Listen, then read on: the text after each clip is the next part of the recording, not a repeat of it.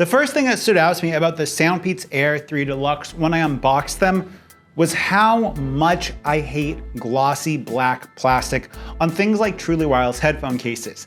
It always ends up full of fingerprints and scratches, and in no time it looks terrible. Now luckily on AliExpress, you can get a huge variety of different third-party silicone cases for these headphones for like $1 or $2, and I'll link some of them in the description down below for you guys.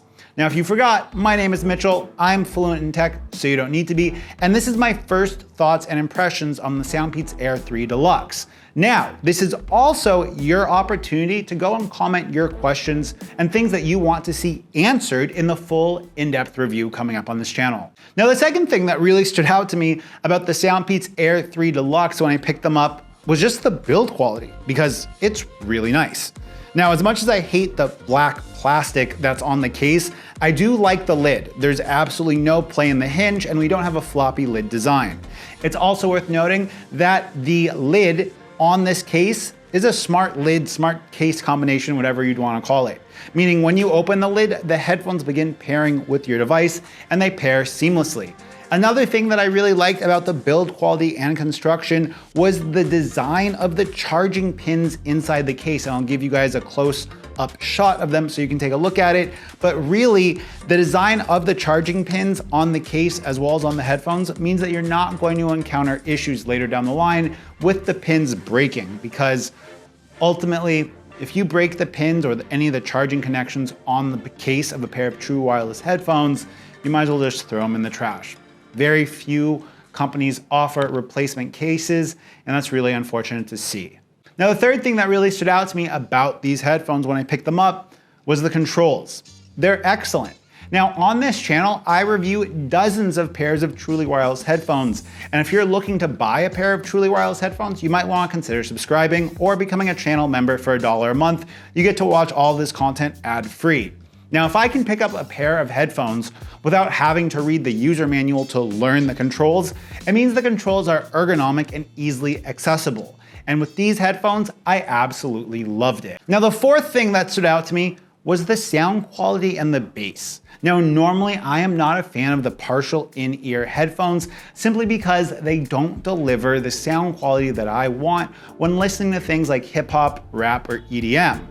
That was one place that these headphones really surprised me, and it's probably due to the fact that they have a 14.3 millimeter driver. They pack a lot of bass.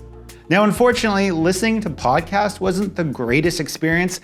I found that like the highs and the mids of people's voices, they felt quite isolated and they didn't sound the best.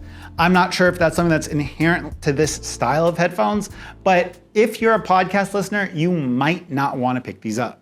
Now, the fifth and final standout for the Soundpeats Air 3 Deluxe, it was the microphone. It's fantastic.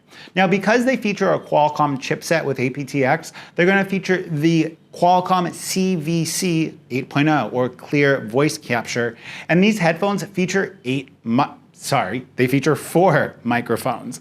And those 4 microphones do a fantastic job. And when I find myself about to take a phone call, scheduling a phone call, or wanting to even video call with my mom and dad back home, I usually pick up these headphones. And I think that's fantastic.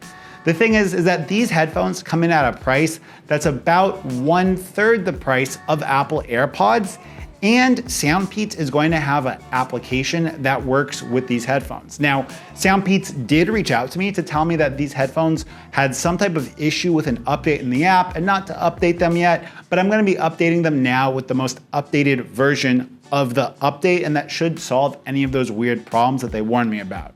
Either way, I really like the communication back and forth with Soundpeats, telling me that they have an update that's gonna break them, not to update, and then to follow up with it later down the line.